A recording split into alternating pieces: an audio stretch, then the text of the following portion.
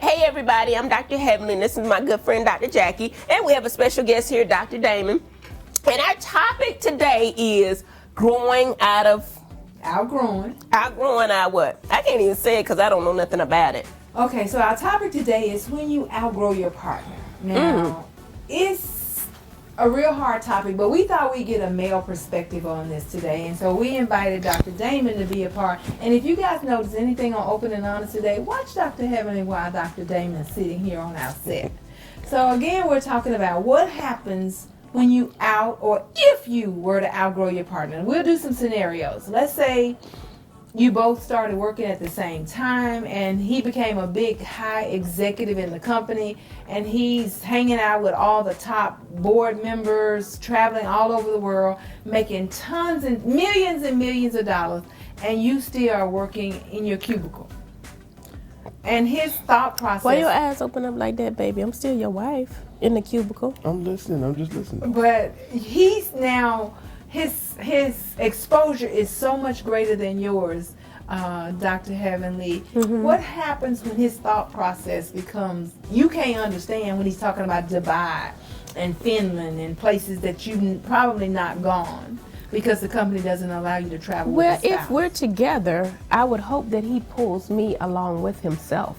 I mean, I feel like if he's moving up, I should be moving as well. At the same time, and if he's that high up, evidently he can get me out of the cubicle. Okay, well, let's say you work at a whole different company and he has no right to get you out of the cubicle. Okay, well then I should move over to another company, please. Can y'all stop? We got the thing. No, not what we talking. Go ahead. We want to hear both.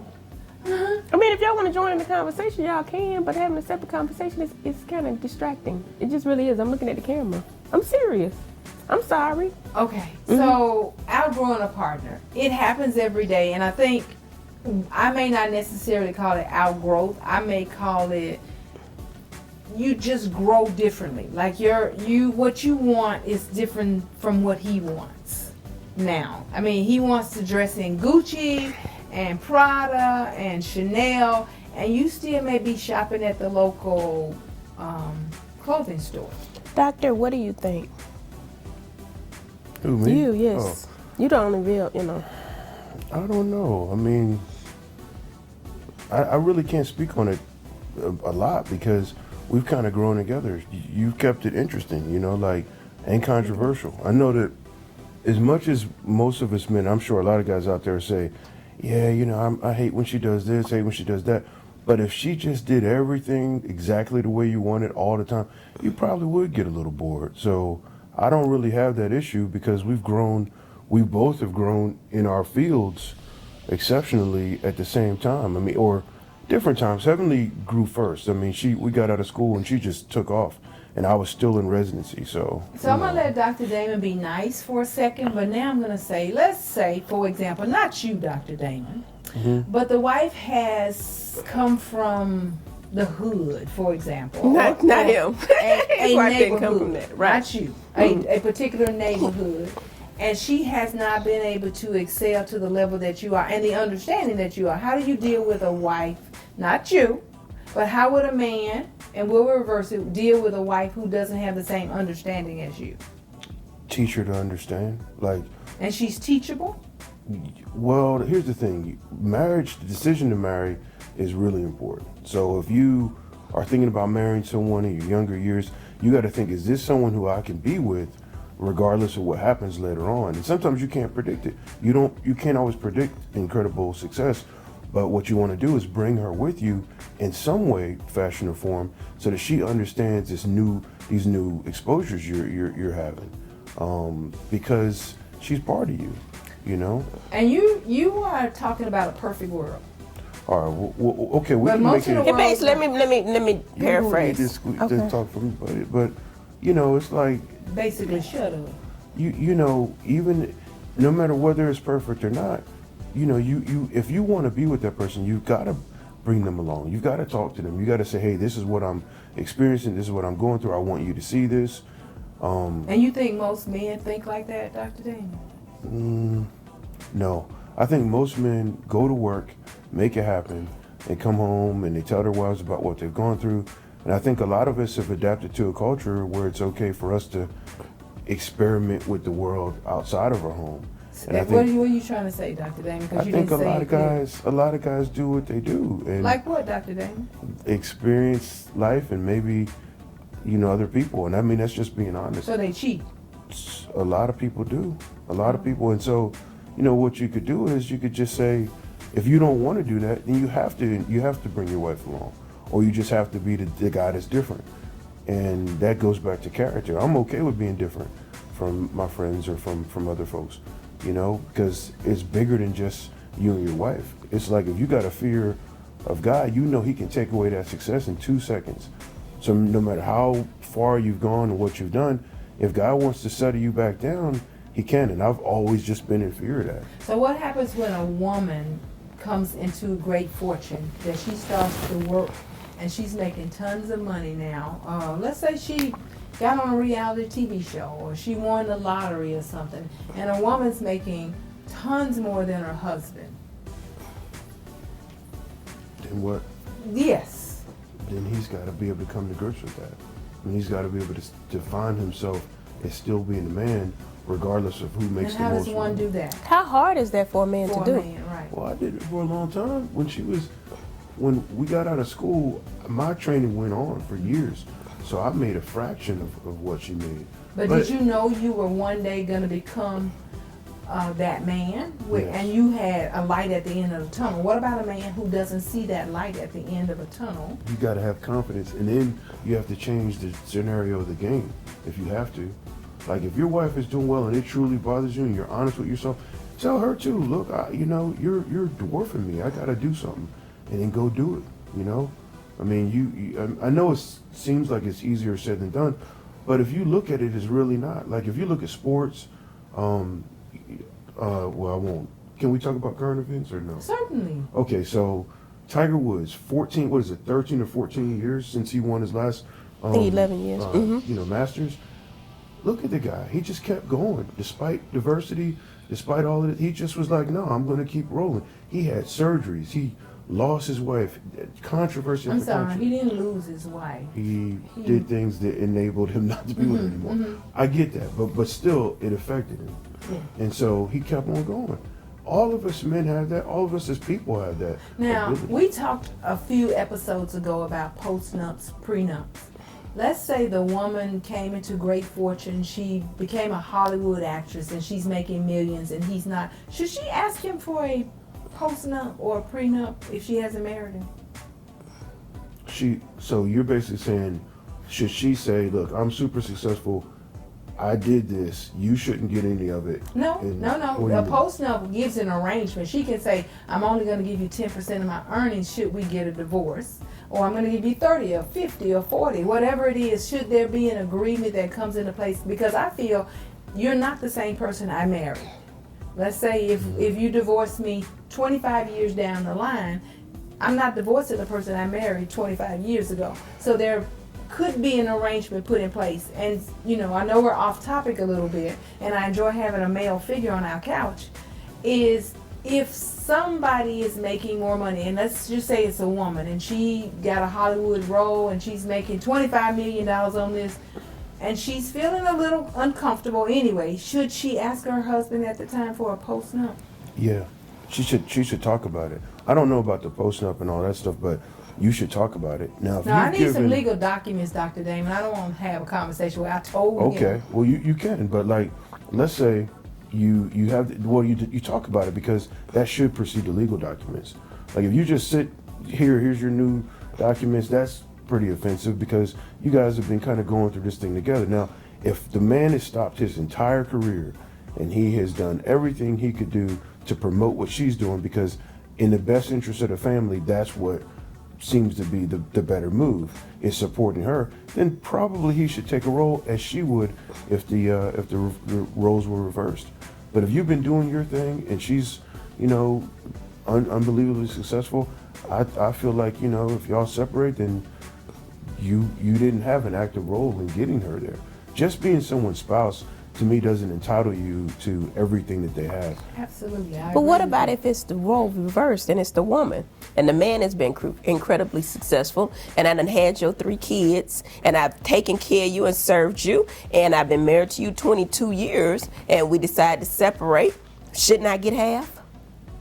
Half's a lot, but at the same time, you know, I don't know, maybe I feel a little old-fashioned, but I feel like the wife should get something. I know it's because if you look at it evenly, like it's the same thing. Like the woman may not have been actively involved with all the male success, but I feel like that's just the way it is. It's a double standard. It's a double standard, and we're getting to the place in the world where it's okay for people are thinking different. Like, oh, it's okay for me to get mine if I'm a man.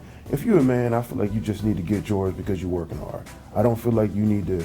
Now, if you, like I said, in a scenario where you stopped everything you were doing, 100% of your time was in promoting what she's doing, and that became your career and your job, sure, you should get something. It's only fair. That's why y'all should have that conversation and say, hey, what's up? I mean, prior to marriage, you think? Even while you are married, because you're talking about a scenario where things changed over time. You talk about it, and if you feel like your relationship needs written documents, I feel like me and Heavenly, if we agree on something, then that's what it is. But I'm like that with everybody. Of course, I have contracts with all my business, you know, colleagues and stuff like that. But really, and I tell people this, when it comes down to it, when I shake your hand, I'm not looking for you to change up on me. You know? Well, oftentimes we see men grow mature, I don't use the word old, and they become couch potatoes. They don't really want to go out and do anything, and they just kind of sit around on the couch, and testosterone levels dropping, so the belly's getting bigger. And this woman is getting flyer and flyer, and she looks gorgeous. I mean, she's working out, she's eating her keto diet, and you wake up one day and you go, who is that? And you only want to sit on the couch. Right. What happens? What can a man or a woman do when there's been an outgrowth physically? And as well as emotionally, what would you say we could do for that? I think, you know, that same inherent desire to move forward and improve should stay with you. If it doesn't, that's where best friends come in. Other male friends to say, hey man, you know, you might want to step it up a notch because of all the things that she's doing. But then again, some people are comfortable where they are. I think that's just an individual thing. Now, you took care of the man in that answer, Dr. Damon. What happens to the woman who's super fly like that and her husband's a couch potato and he's not progressing in the same way she is? Talk to him and say, hey, you know, you got to be able to say it at some point. Maybe you're not exciting me like you did when you got to be able to say that. And I think most men, if your wife, if she starts doing things that are bad, that can affect the relationship. But if she just sits down and says, look, when we first got together, you used to take me out, used to have energy, used to do this, used to do that, I really miss that. Well, she's clubbing every night because she's young and beautiful and going out with her friends and doing whatever she's doing. And, you know, what's your thought if not Dr. Heavenly, if you had this person in your life, or some man had a person in their life and she's beautiful now, she's making more money, she feels good about herself, and she's going out hanging out with her girlfriends at least 3 nights out of the week. What happens when you outgrow in that way? Well, one, you have to sit back and talk and find out whether that's okay or not. For some people, that's okay. They can be in a relationship, the guy's doing this thing at home, the woman's out a lot, and they're cool with that. If one of them is not, then you have to be able to just say it. You know, and if you say it. So for you, Dr. Damon, if I went out 3-4 nights a week, you were home, I'm going to the party with my friends, not Dr. Jackie, because you know she too. But if I went out with Quad and the other ladies, or you know my other friends, and just went out every night to have a good time. 2 o'clock in the morning. Well, no, 2 o'clock's pushing it. It's okay for me to go out 3 times a week? If that, I mean, if it then it becomes a trust thing. There's times in your career where you went out because that was a part of what you were doing, and I'm okay with that. I mean, I don't feel threatened by other men out there or whatever, you know. You're an exception to the rule, though, because most men are not going to feel comfortable 3 nights out of the 4 or 5 nights that you might even have together. It's 7 nights in a week. I know that, people. But 3 out of the 5 nights that you even have time to kick it, and you're hanging out with your friends. I think men don't act out in the way women would, because I would be at home. Where are you? What you doing? Men start acting out where they're snappy and they're rude and, they're going to the basement and hanging out. I think they express their discontent in different ways. Sure.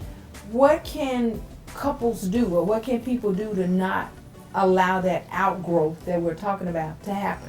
Tell the person it's a problem. And you think people respond to just, because you seem like you do a lot of, I'm going to talk to you about it. And I don't know if a lot of people respond to being told, because most of the time they go, I'm not doing that. Well, then it's a problem, but. Should they go to counseling? You know what, Jackie, I really don't, I don't like counseling. I really just You don't like being told what could make things better? I don't like talking to counselors at all. This is a syndrome of physicians. So don't Why? take heed from us, because we always think we as physicians don't want other people to tell us how. I'm not saying there's no use for it. You asked me personally, and I just don't want to talk to a counselor. Why? Because it irritates me. I've had bad experiences. The times that I have tried it, it's never been helpful. So I just feel like it's a You waste. hadn't found the right one. I feel like it's a waste. So I wouldn't talk to anybody. But what I would do is I would tell her, look, this is a real issue for me. If the person values you enough, they're going to make a change. Even Let's if it's say a we're talking to the compromise. people out there, though, and they need some help in their marriage or in their relationship because they've obviously outgrown each other.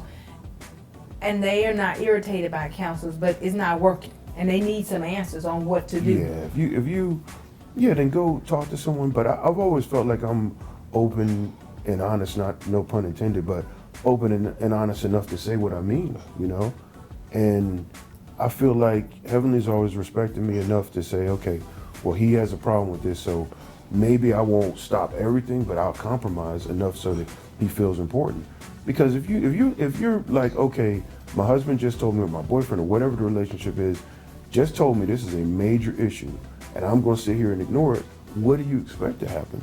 Eventually, that relationship's going to change. But I like hanging out with my friends. I think that Damon has already made a very valid point. You have to have respect for one another. And if you respect and love somebody, you will make a change if that's a problem for you. I know I would. And my man told me, listen, dang it, it's bothering me that you're going out this many times. Can we make a change? Now, I might say, listen, it's part of my job, but I can try to do this. Or I can do that to compromise. I'm not going to say, well, hell, you know what? I'm going out any old damn way, and I'm not finna do that. Then you get what And he's you not asked going to do for. that either. Right. And see, what I want you guys to do, though, because a lot of people don't live based on this kind of a relationship where you have that kind of respect. Most people don't even identify that it's a true problem for them.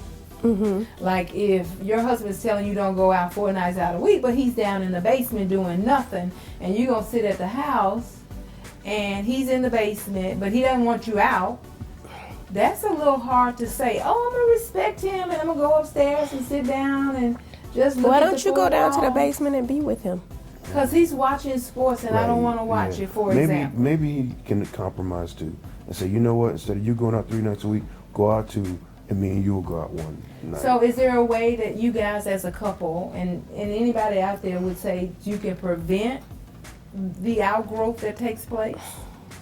Can you identify it early enough that you would say, hey, I don't feel like I felt anymore. I don't want to go home in the evening because I dread having to have this conversation. I think a lot of times when you go out like that, there's nothing good out there for you. I think there's a lot of things that could happen, places that you should not be. There's energies, But there's a void at home. there must be if you're going out that many times. And I think things happen. So I don't think that a man or a woman should go out multiple times a week without their spouse. I think that there should be times, and if you have a problem, definitely talk about it, but I shouldn't even have a desire to go out 3 times a week without my husband unless it's for work. So let's say, more examples, that you are definitely very. I got more intelligent when my husband sat here, didn't I? We noticed the change. Did y'all not notice? Okay then. Well, let's say that you guys you are coming up with multiple business. I mean, you Right. opened up multiple salons and you're designing clothes. You're just really successful. Right. And he doesn't want to do all that. There is going to be a discrepancy in the way I'm you gonna let Dr. respond. Damon handle that. How would you feel if I'm doing everything and you ain't doing nothing? Well, that ain't Well, really that's how not it the is. way I said Right, it. that ain't- Okay, well that's how he made it That's seem. not what I said. But he's not as assertive Motivated. and motivated as you are. How would one work through that one? Because you can't tell a person who's not motivated, I'm doing this, I'm working 24/7, I'm up all night, I'm working 8 days out of 7, and you're not. You can't make them be motivated. No, you can't. But then again, you might be okay with it.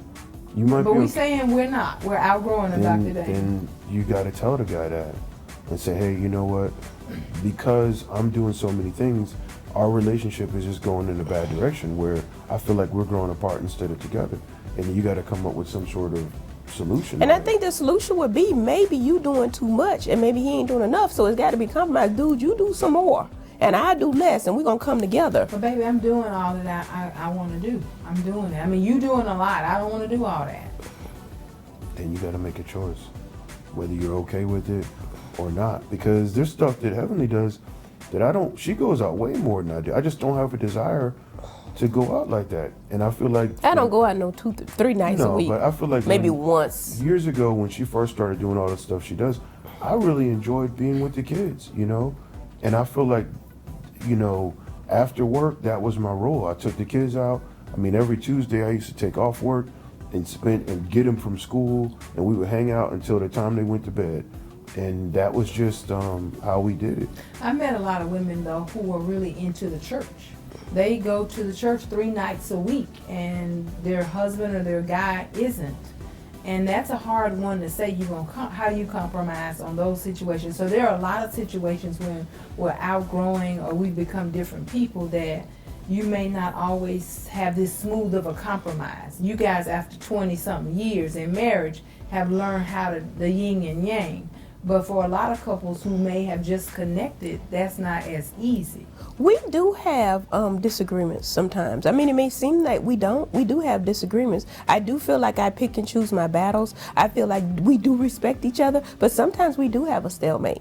And in that situation, what my husband says goes, because he's the man of the household. And then the thing about that is, And that ain't too damn often. that brings up a key point though. If you try not to control, then someone will give you more, you know? So like when I could see that she's willing to compromise for me, then I'm like, okay, I can back off a little bit. What happens is some people are like, no, I'm not giving up. And that's when it's a problem. When you know, she used to think that I spoiled the kids too much by taking them out. But I would tell her, listen, it's not about the stuff we buy or money spent, it's about the time.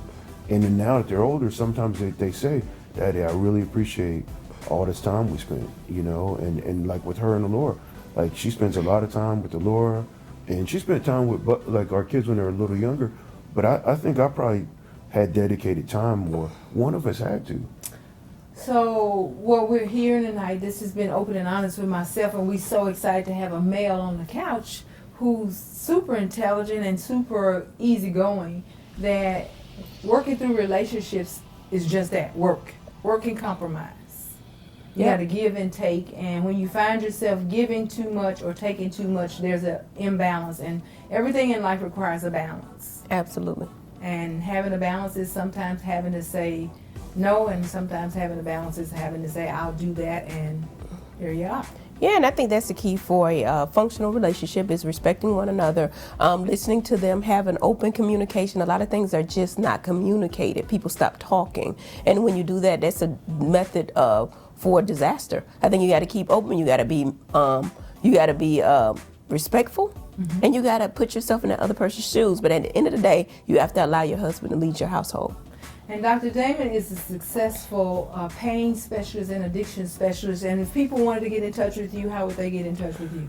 Call 678-736-7680 or visit our website, thepainpros.com. And we don't do no hoes, so if y'all ain't got no good insurance, don't even call him, okay? We don't need it, okay? Cut that, Chris. Now, how can they reach you on social media, Dr. He don't know I run that page. It's Dr. Damon Kimes. You can come straight to my page and you can find him. Dr. Damon Kimes, we are one, so if you need to find him, you go through me. We also do personal injury cases, so if you've been injured in an accident, you can call us the same number, 678-736-7680. And I'm Dr. Jackie on Instagram, The Real Dr. Jackie. And I'm Dr. Heavenly at Dr_Heavenly. And this has been Open and Honest. Good night. Good night.